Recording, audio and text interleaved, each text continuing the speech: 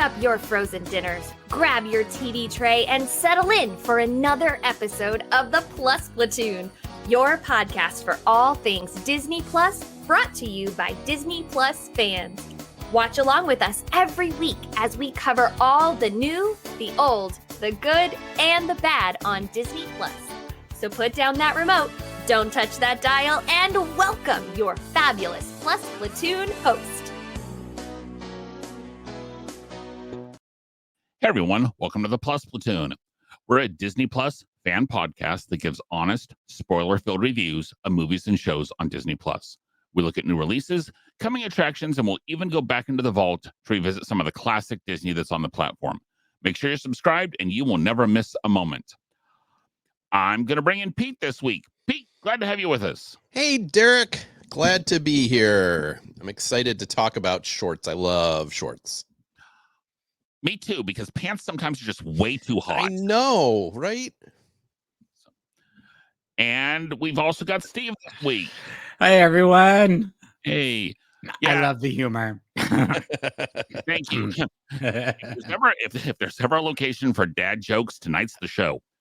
So, guys, if you've not already, please like, subscribe, share. That way you'll never miss anything we do. We will probably... We've got a couple of shows coming up where we're going to take a bullet for you so we can watch it so you don't have to, including probably next week. But we've also got some really great stuff coming up too. So stick with us, and this fall is going to be fun. This week, we are talking about the second set of the restored Disney classic cartoons. Disney put out four different sets for their 100th anniversary, bringing some of their old cartoons into 4K level, whatever that means. So it doesn't look bad on your phone. Oh, I'm sorry, on your big screen. Yeah. And we are looking at the third and fourth sections. This had a very, very wide variety of cartoons in it. Very wide variety. Yep. Including a couple Oswalds. And Steve, I'm going to start with you on this one. What were your thoughts? There were two Oswalds in this set. Yes. What were your thoughts? Well, first, they had the first Oswald cartoon ever, which was the Trolley Troubles, the one with Trolley. And within that one, it was supposed to be the first appearance of Clarabelle the cow. I don't know if I buy that. I don't buy that as Clarabelle the cow. But it was a cow. It was a cow. It was a cow. They were okay. If I was scoring, I would give both of these a 2.5. I look at where the animation, they were definitely trying things. The Trolley Troubles, I love the scene with the goat. There was a lot of repeated scenes, if you notice, but it was interesting to watch how they played it. Some gags, I watched it again this morning of, oh my gosh, I didn't realize there's lots of rabbits because rabbits reproduce quickly. That's why he had a full carload or trolley full of things. And then it's sort of, I got it the first time, but when he takes off his rabbit foot and rubs it for luck. Yeah. So some great sight gigs there. I definitely liked Trolley Trouble more than I did All Wet. I liked that one better. Both very short on their stories, not a lot of there, but a lot more sight gags. I was reading, though, in the 1930s, they reissued it with synchronized sound. So my question was, do any of you know, was there sound when they first did it? Or was it like being played in the theaters? It was completely silent, or there might have been an organist in the theater that was just watching and playing something. Yeah. Okay, my wife and I talked about that as we were watching. I was like, we're seeing it with music, but this probably wasn't there originally. It was probably so this morning silent. I watched Trolley Troubles without the sound to see how it would feel. But once you hear music that goes with it, you're sort of going, oh, okay. Definitely interesting to see where Walt Disney and Works were, and then how it's progressed into this more wholesome sort of Mickey Mouse thing. They're definitely a little bit more, some aspects a little bit more edgier than you'd see later in Mickey Mouse. I mean, even Mickey Mouse, even the first few cartoons were sort of that, not as wholesome, I would say. And I think that's a polite way to put it. For me, I thought they were very uneven. There were sections that had some humor, and then there were just sections that it's one of those, oh my gosh, they're still doing this gag. Specifically for me, it was in All Wet with the waves keeping them apart. Yeah. That went on for like over a minute, and it's just one of those. And I understand they would literally refilm the same shots over and over and over to make it longer because they had to put out so many of these. They were putting out over one of these a week. Yeah. And Trolley Troubles did the same thing near the end when it was going through the tunnel. A lot of too long of repeating the scene over and over. I actually liked All Wet better because I thought it actually had a plot of the girl rabbit and him trying to impress her, and then him actually having to save her. Trolley Troubles were just kind of a meh to me. Was one part I saw that didn't really stand up to today, where he spanked the hot dog, pulled its pants down and spanked it like a little boy, and then told it to get back where it needed to be. That's, again, I get that it was way back when, but today that wouldn't hold up. So, but also creepy that you're eating a hot dog that sort of has its own little mind and thing. I also eat live oysters, so what are you gonna do? Oh, they just slide right down. They're nice and briny, and so pass. I would say definitely not as funny as some of the early Mickeys. Correct. Yes. You can definitely see that Walt's humor kept developing. One thing I didn't like about the reissue is some of the blacks were almost too black. So it was almost too pure of a black for what would not have been a pure black back then. It would have been that little bit of gray in, just because it would have had some bleed over and such. So to me, they were okay. I mean, I enjoyed seeing a couple of the Oswalds, but nothing great for me. Pete? Oh, go ahead, Steve. I like that they're there because it's such a fascinating story. If you look at the Disney story of how he lost the rights, and then how I think it was Iger who got him back. Is that correct? By doing like a trade with basically a sportscaster. Al Michaels, yeah. Al Michaels got to go to NBC, and NBC had to send back Oswald. Yep. Because Universal owned him. Yeah. So, Pete, what were your thoughts on them? Yeah, I agree. I mean, to me, they're kind of like prototypes almost. It's just a clearly you can see the through line of this animation to the Mickey animation. Yeah, I guess Mickey's technically a different character, but definitely the drawings are very similar. And so it's not like he completely reinvented himself with Mickey Mouse. It's just he gave a character round ears instead of long pointy ears. Right. But it definitely, like, when we get to the Mickey shorts, all were higher quality than these. So yeah, these were, as I said, it's kind of like watching like Seinfeld season 1 or something, where it's like they weren't quite there. That's fair. Now, speaking of the Mickey and Minnie shorts, Pete, what were your thoughts on? There were a couple new ones there. They were, yeah. I hadn't seen any of these. We had the Barn Dance and When the Cat's Away. These were both from 1929. Fiddling Around from 1930, and then Camping Out, which was from 34. Are you going to count Mickey's Kangaroo as a Pluto one? As a Pluto, yes. Yeah. Okay. So I think those were the 4 that I just mentioned there. So the Barn Dance and the Cat's Away, 1929. So, I mean, these were very early, right? I mean, Mickey was born in 1928. Both of these I really did enjoy a lot. When the Cat's Away was very traditional, early Mickey, where it's just a lot of musical gags and everything like that. Very mostly still almost silent. It makes me wonder if it was one of the ones they were prepping for silent and then they retrofitted for sound. Probably not. It was not. Yeah, but but still a lot of funny gags. I'm these early Mickeys, I'm so impressed with like the number of gags per episode that they really hit on it. The barn dance I got a real kick out of too. Minnie was very sassy in the barn dance.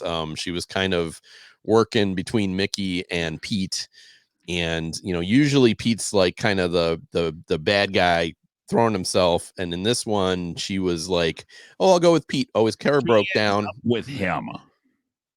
Yeah, right. I mean, yeah, she ends up with Pete by her choice. I mean, yeah.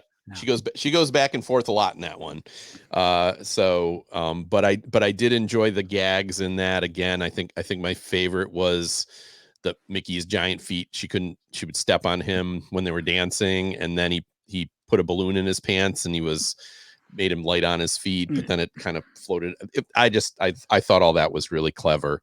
The fiddling around one, that wasn't the greatest. I did kind of like the gag of the guy in the audience going, but other than that, I didn't think that one was that great. That was just Mickey performing. The weirdest part of that was he had like long hair every once in a while in it, which was really strange. And then Camping Out had Mini Mickey, Horace and Clarabelle in it. And I forgot to mention Hortensia wasn't in either of the Oswald. Hortensia is Oswald's eventual girlfriend. she wasn't the one in All Wet or whatever it was. She wasn't. No, that wasn't. Hortensia is a cat. So that was a rabbit, another rabbit. But anyways, back to Camping Out. Basically they went out camping. Common theme, it seems like in a lot of these, is a bug gets pissed off and sends a whole bunch of more bugs after them. But I thought the gags in that were very funny. I love watching these early Mickeys. These are probably just it's hard to say a favorite. Like if you told me I have to pick a favorite, it would be hard, but it's fun watching these because I hadn't seen any of these really early ones. So, I know you guys like Donald Duck, so probably, but I really enjoyed, as I said, 3 out of 4, really good. Fiddling Around, was all right. So what do you think, Steve? Did you like the Mickey and Minnie's? I did. I enjoyed some of them. For all me, they were out in that 2.5 range. It's not my era of Mickey that I really enjoy the most. Mm-hmm. Interesting things I read up on is first, barn dance. I did not like it because Mickey was not nice. It was so un-Mickey like. He was not a nice person. I didn't like that. And it was interesting that Minnie did choose Pete first. So it was I found that interesting. Well, Pete's can be charming. Yes. When the Cat's Away is supposed to be a loose remake of the Alice comedies, Alice Rattled by Rats. So I'm curious to watch that to see how that's connected. And then you were mentioning Fiddling Around was your least favorite. And that actually was the first not animated by iWorks. So it was not animated by him. And that was distributed by Columbia Pictures. Yeah. So, okay. Yes. I enjoyed them. I like you said, it's interesting to watch that. We sort of talked about before, the evolution of Mickey Mouse and how his character changes of becoming more wholesome. Yeah. Yeah, definitely he was a little more of a pistol in those first couple, for sure. Yes. Yeah. But Derek, what would you say? Again, very uneven. Gonna address the mouse in the room. Fiddling Around was not good. It was one of those where, look, we can sync to motion to music. That's all that seemed to be. Was we need filler. It doesn't take much to animate. It doesn't take much to animate a bow going back and forth, so we can just keep repeating that. I found it's hard to watch too many of these in a row, realistically, for me, just because Reminds me of the line in Singing in the Rain. If you've seen one, you've seen them all. That's how these old Mickeys feel to me. That for most part, if you've seen one, you've seen most of the gags already. There's definitely a lot of repeats of the gags for sure. And I would agree, but you also got to remember they weren't designed to be watched back to back to back to back. They were designed to watch one of them before a movie. Right. Again, something that probably would not have played well today is in The Cat's Away. Cat is gone because he has gotten drunk and gone hunting. Yeah. Yes. So it's just one of those where maybe not. But I did like in that one that when they were on the piano, the music on the page is what they were playing. So was it? Yeah, it was. And so it's just one of those where that little attention to detail I appreciated. Yeah. But these old Mickeys aren't. I don't know. There's a lot of it I got a kick out of though, like cutting up the roll of Swiss cheese to play through the piano and things like that. Is the whole amazing? No, but it's 7-8 minutes and there's enough little gags in there that I really enjoyed enough of them. I agree with you. Any of these, I would say, I couldn't watch more than 3 or 4 a night. I mean, I spread it out across the last week. Yeah. It's just not something to me. Maybe you can do that with Looney Tunes to a degree, but the Mickey and Minnie shorts are much more to me small doses. Yeah, especially these early ones. There are a couple I could watch of his back to back to back. I could watch Clock Cleaners and then the Lonesome Ghosts and then the band concert and then the one where they build the boat. I could watch those 4 back to back just about all day. The trailer, yeah. Trailer, yeah. When Mickey, Donald, and Goofy got together, those were great. But so next up we had Pluto, and one of these was with Mickey. That's actually what I'm going to talk about a little bit later because it came a little bit later. The first one that was Playful Pluto that I watched, and this was truly where Pluto came into his own. This is the one with what by now has become the famous flypaper scene with Pluto, with how it got stuck to him and just the almost mime-ish silent movie Harpo Marx type facial expressions. And one thing you'll notice, Pluto has not changed much. No, that's one thing, because a couple of these are very, very early Pluto, and he looks like Pluto. Yeah, he looks like Pluto, and just about everyone else has changed at least some. Yeah, Pluto looks like Pluto. Yep. So, Mickey's Kangaroo was actually the last black and white Mickey cartoon. Oh wow. Yeah. Right before the band concert, which was the first color Mickey cartoon. Wow. Okay. So did not know that. Until what is the band concert? Actually, it was the last black and white cartoon until Get a Horse, when the one they redid in the 2000s. It wasn't very great. It was fine. I mean, it was again one of those running gags of Mickey and the boxing kangaroo versus Pluto and the little baby kangaroo that's trying to go after his food. I mean, was that the one where we saw Pluto's thoughts were voiced? Oh yes, the creepy. That bugged me. I did not like that. I do not want to hear Pluto's inner monologue. I even chatted you guys at that one, and I was like, "This is not right."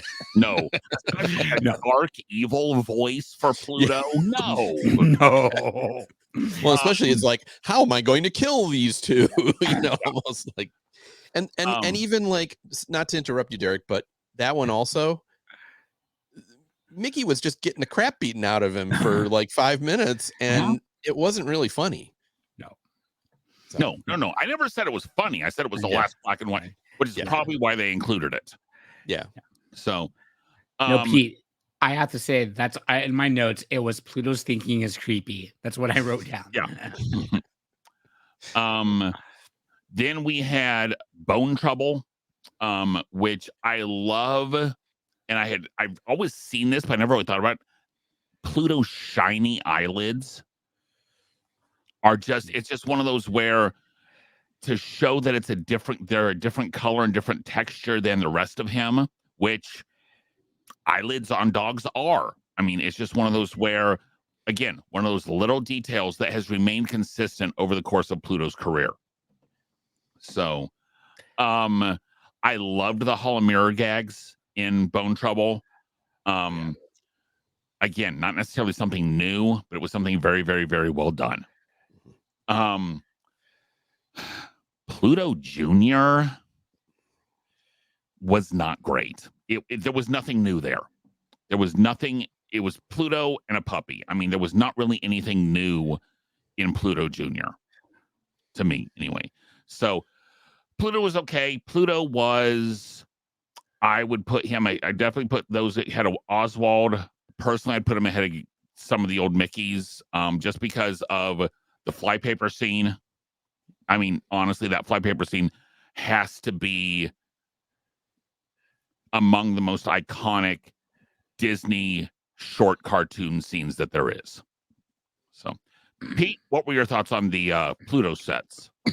I agree with you. That first one, and then the one with the bulldog, Pluto's Bone, was it? What was the name of that one? Bone Trouble. Bone Trouble. Okay.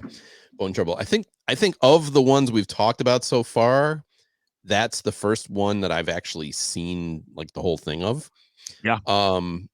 And the other thing that struck me about it though is like, that's literally the same bulldog that eventually ends up in Looney Tunes. Like someone must have moved over. Close anyway. Yeah.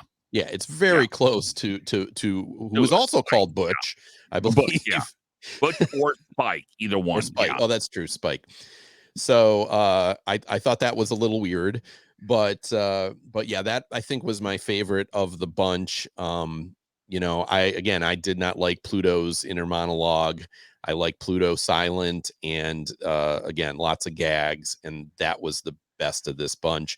I agree. There's some bits in Pluto Jr. I liked when Pluto got up on the clothesline. That little set of gags I did like, but yeah, overall that one was the weakest of the bunch for sure. What about you, Steve? Had a favorite?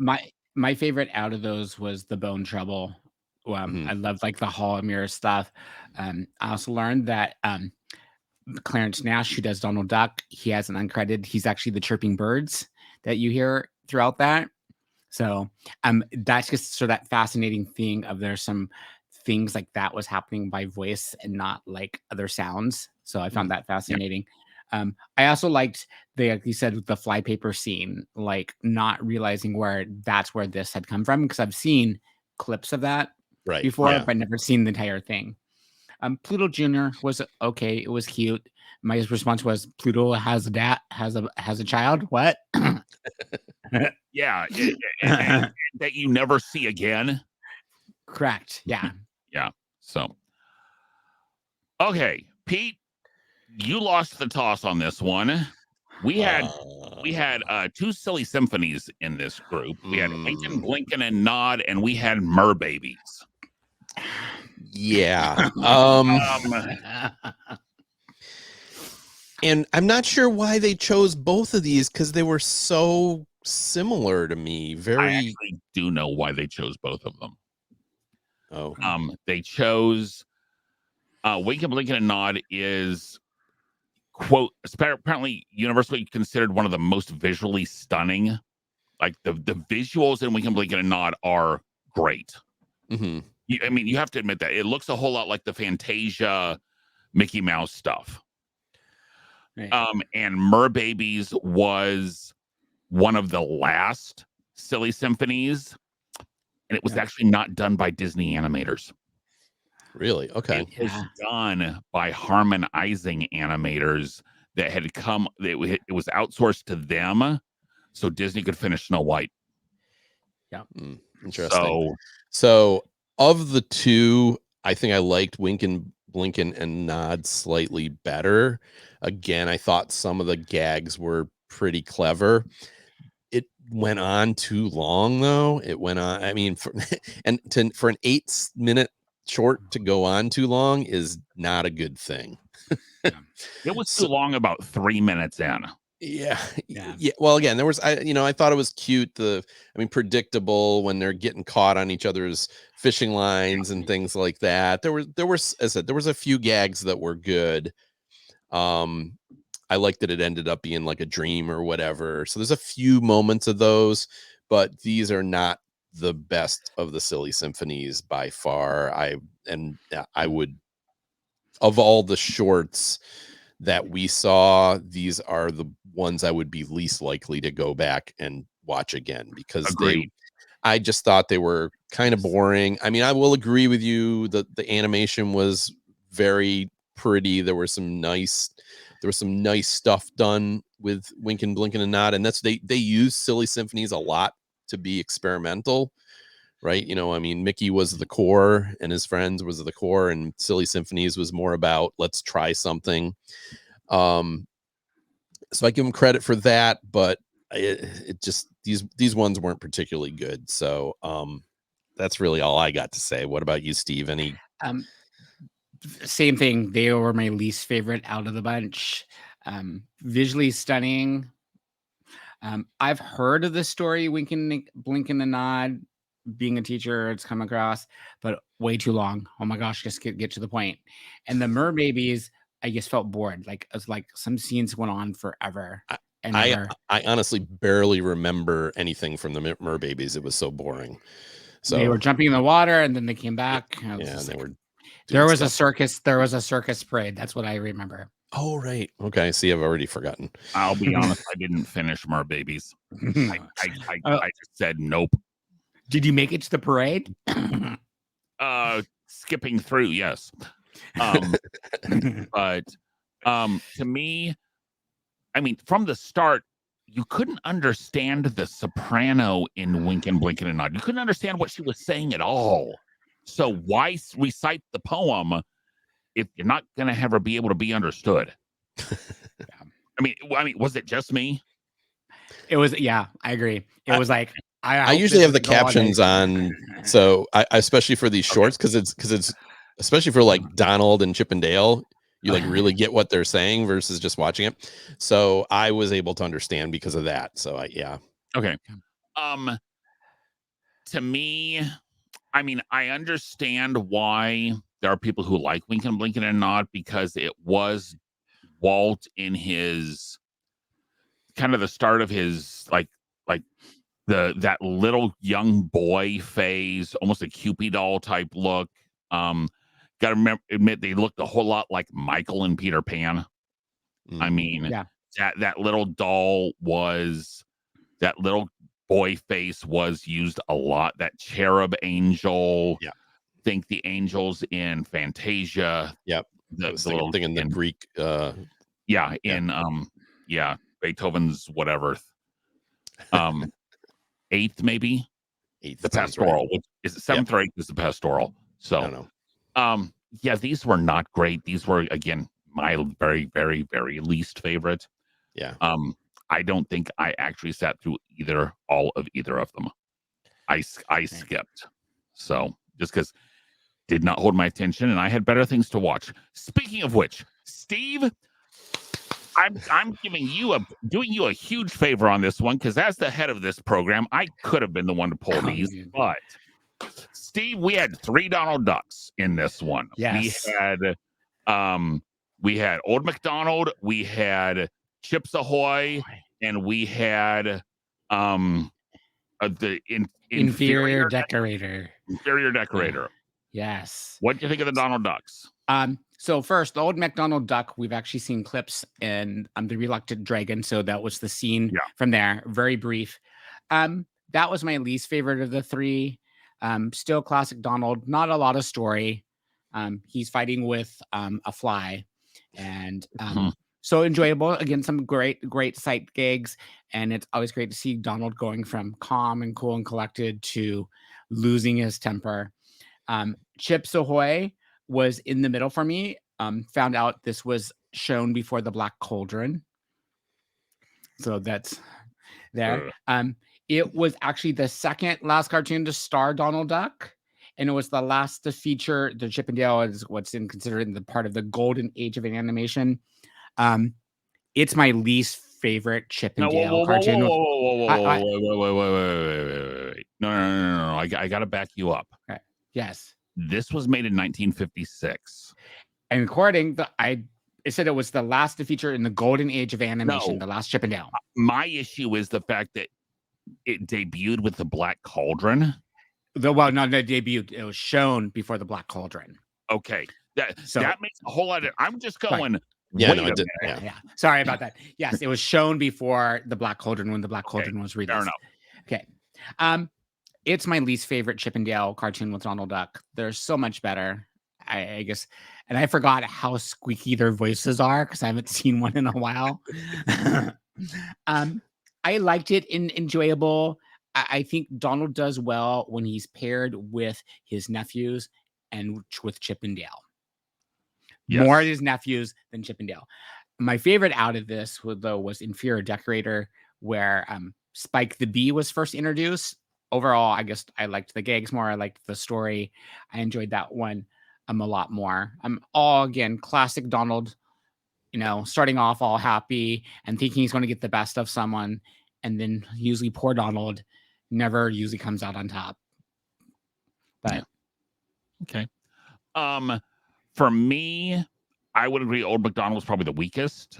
But they had some great details, like the holes on his straw hat. Yeah. It's just one of those where if you've ever had, a straw cowboy hat, it usually has those vent holes on the side. Mm-hmm. I also love the fact that he did the math on the side of the cow. And it kind of worked. So that's very much okay, now what are we doing here? Yeah, that works. I would say that to me, Donald is at his best when he is up against Chip and Dale, because you get the evil Donald. You get the Donald that's really trying to mess with somebody. And he did with Spike, too. That was the big problem with Spike he tried to mess with. But Chips Ahoy is one I remember from childhood. I remember especially the scene with Dale having taken care of all of that stuff. And he's playing shuffleboard. Yes. Or he's sitting there like the old man reading the Knots book. Or some of those sight gags are, I would say, are wonderful. I would put this in definitely the upper level of cartoons. And some of those Donald and Chip and Dale ones, I would put up against some of the best Looney Tunes. Yep. I agree. No. There's not Donald's are about the only ones I would put up against most of the Looney Tunes. A couple of the Goofies maybe, but other than that, and even those get rather repetitive. Like you can put a Goofy in there.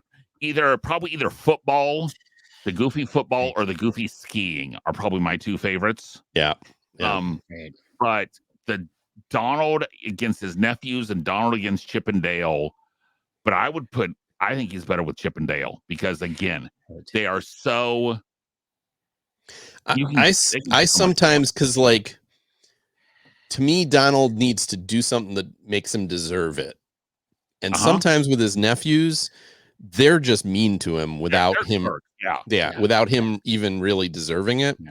So sometimes he deserves it, but like other times it's just they're torturing their uncle, and I don't like that as much. Chip and Dale, it's almost always Donald's being a jerk and they get him back, and those are the best. So now I will say, and the last thing I have to say on this one is the Chips Ahoy with Chip and Dale was actually edited from the original. In the original, when he's messing with them as far as the storm and whatever as he's holding them, he originally blows a cigar on them and it has it be fog, and that has been cut from this show. That has been cut from this version. Yeah. So, I mean, I kind of understand why, but then again, I really don't understand why. Because if nothing else, put that little stupid disclaimer you put at the beginning of everything that might possibly be offensive, Right. and just show it. Right.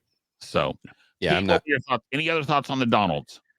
I agree with both of you. I think these were the best. My daughter had a series of DVDs, a Donald Duck one and a Chip and Dale one, and that inferior decorating one was on there. So I've seen that short 40 times and it still works.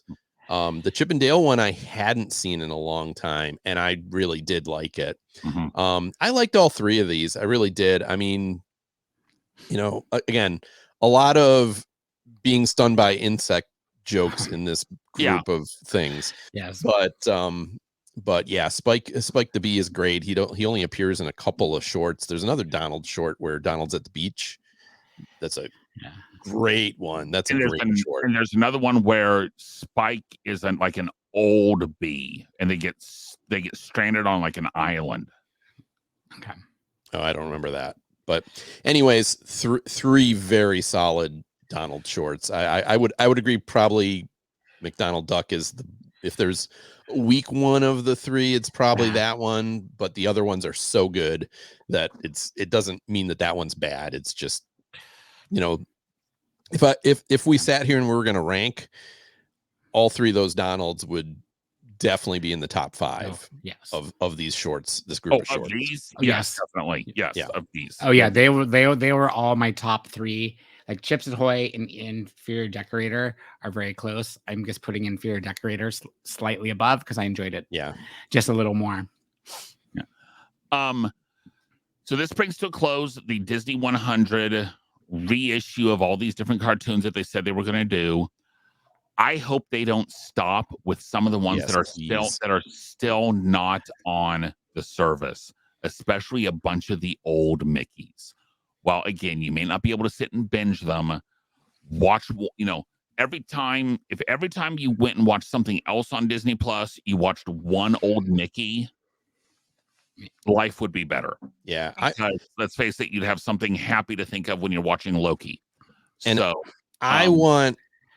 can you please, Disney, give me a page that is classic shorts that I can go to and I can find all the shorts in one place instead of having to find a short, watch it, and then say, you might also like, and then, and then try to just give me a place chronological, give it, be able to, either chronological, I can select it chronological, or I can select it by, Mickey, Donald, Pluto, whatever. Right.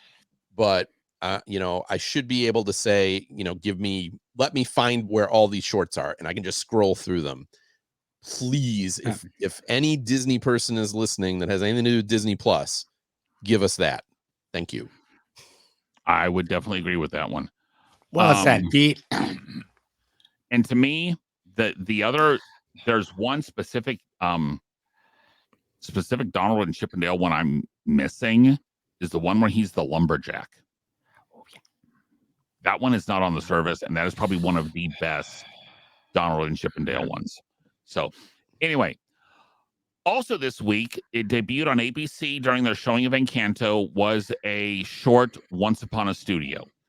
It essentially is once the animators and everyone leaves the building, Mickey gets all the characters together out of their paintings for a family photo of what ends up being over 500 different characters end up showing up in that last picture. I thought 99% of this was great. I loved the fact that they brought back, if they needed new dialogue, as many of the original voices as they could, they brought back. They sang When You Wish Upon a Star, that's really Jodie Benson singing that. That's Paige O'Hara singing that. That's obviously not the original voice for Snow White singing it. Right. But although, did that remind anyone else of exactly how annoying Snow White's voice was? Yeah. But and you can now, and to me, the one that did, you can tell the re-recording was done because the one that didn't sound quite right. And yes, it was the original voice, but Pocahontas's singing voice just didn't sound quite right to me. It was I agree. Yeah.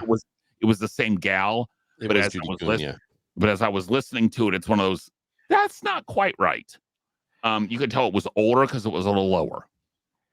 The part where Mickey tells Walt thanks was nice, but a little forced to me. Although I did love the Feed the Birds piano in the background, especially because they brought Richard Sherman in and had him play it at like 4 or 5 in the afternoon on a Friday, whenever which is when Walt would want it, and that's when they recorded that version of that piano version of Feed the Birds. Mm. Aw. Yeah. I also love the fact that it was all original animation. Even some of the Peter Pan stuff that looked exactly the same as it was from the other was all completely new 2D animation. So they may have essentially looked at it and said, okay, copied it, but it was all hand-drawn, pencil, paper, paint, 2D animation, which was great. I honestly think they should do more of that because a lot of times it looks better than the CGI stuff. I mean, honestly, okay, think about Fantasia 2000 and how much better the Sorcerer's Apprentice set looked than everything else that was in that. Right. I mean, they did bring back Robin Williams' Genie. The audio was actually used from outtakes on that.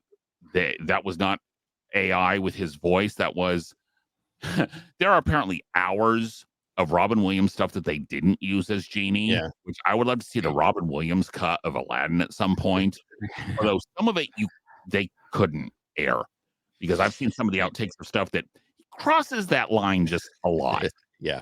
But it was also interesting. There were no Pixar characters in this. No Pixar, no Touchstone in this because it was all Walt Disney animation characters. Now, the 1% I didn't like about this, and if I had not gone and researched this, I would have thought it was a huge mistake. Near the end, when you see Goofy, Goofy's hat is blue. Now, 99% of the cartoons, Goofy's hat is green. However, for this cartoon, they used the Fab Five as they looked in the short Mickey's Birthday Party. And in that short, Goofy has a blue hat. Mm-hmm. Okay. To me, the first time I watched it, that was so distracting at the end because it was so wrong. I didn't even notice. So, I mean, I thought it was great. And I watched it 2-3 times now, and I've really enjoyed it. Pete, what were your thoughts on it? I did really enjoy it. I mean, let's face it, it's 100% nostalgia powered, right? For anyone that's a Disney fan, you watch it and you're like, oh, there's Rockadoodle, showed up in there, and like these really, really obscure characters, and as well as the popular what? Rockadoodle? Yeah, isn't that his name, the rooster? Alan Odell from Robin Hood, the guy playing the guitar. No. There was I thought I never. Well, maybe I'm wrong. Maybe that's okay. I could be wrong on that. But the rooster playing the guitar on When You Wish Upon a Star is Alan Odell from the beginning of Robin Hood.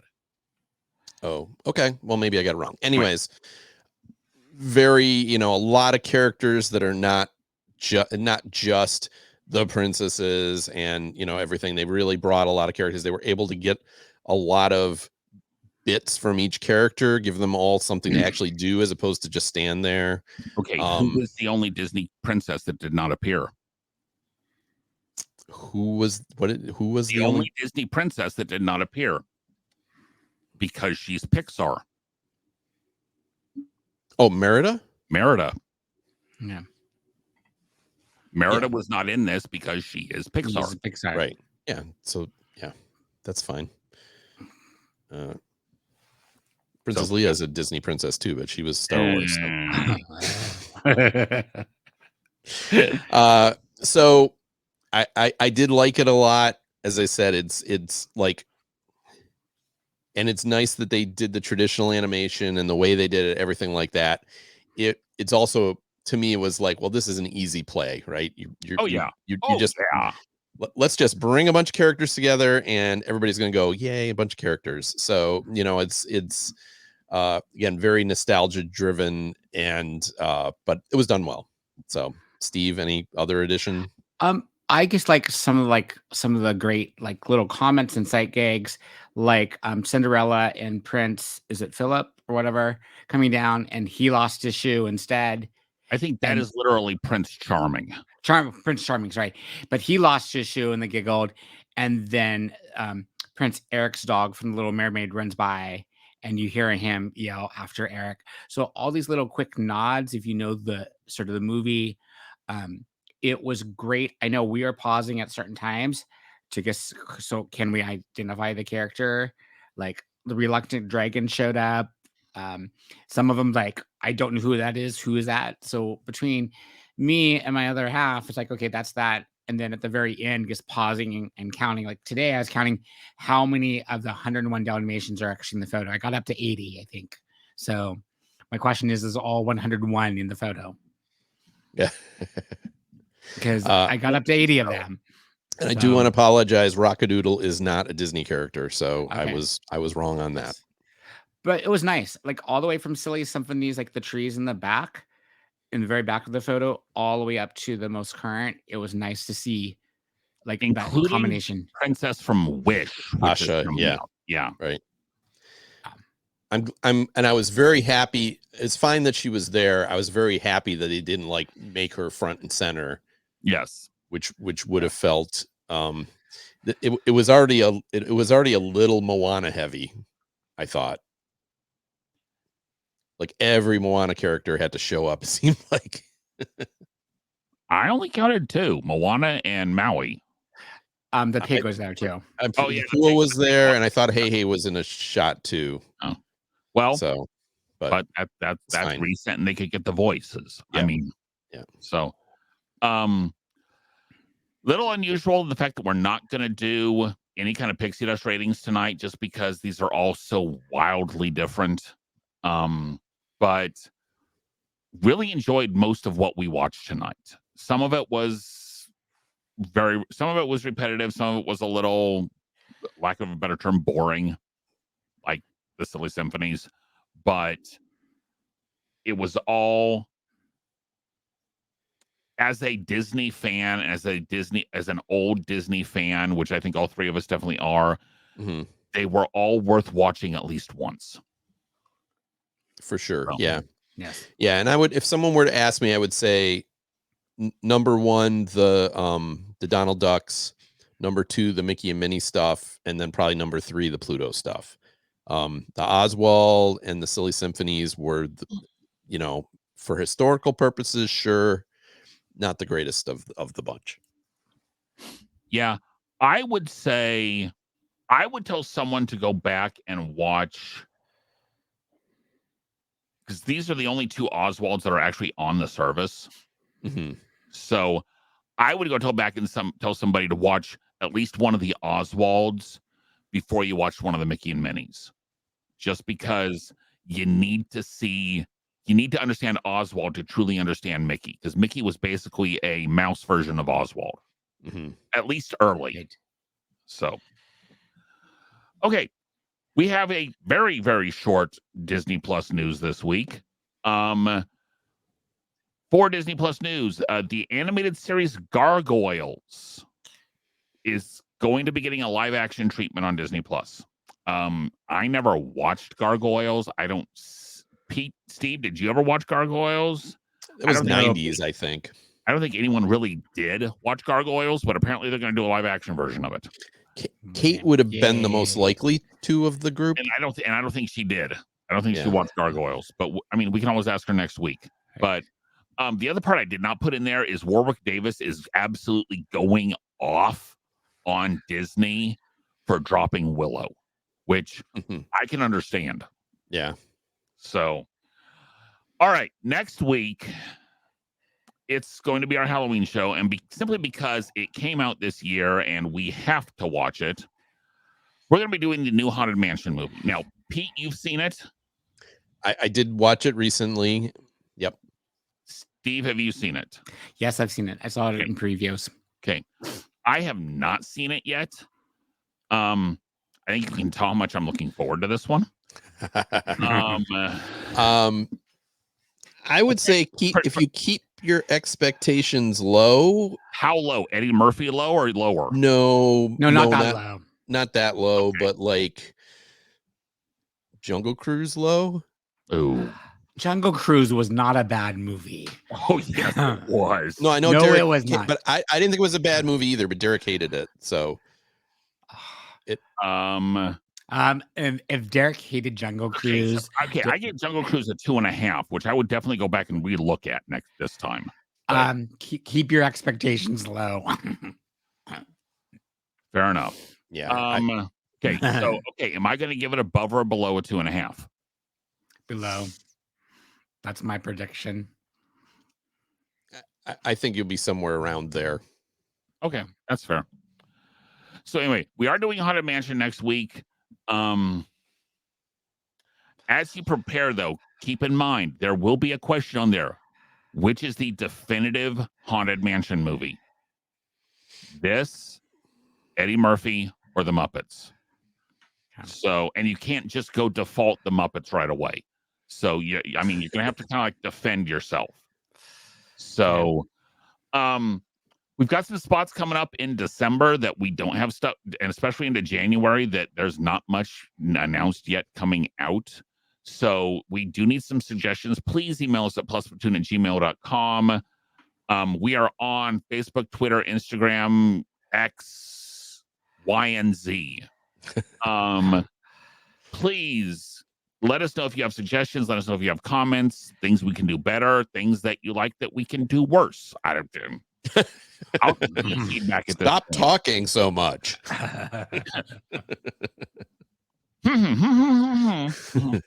Anyway, It's probably more Pete. Stop talking so much. There you go. so we've got new episodes every Thursday on YouTube and all the major podcasting services. For Pete, Steve, we've got Gina in the background. We've got Kate on a cruise that she will be back next week, and we will see everyone then. Bye, guys. Howdy, howdy, howdy. Yay.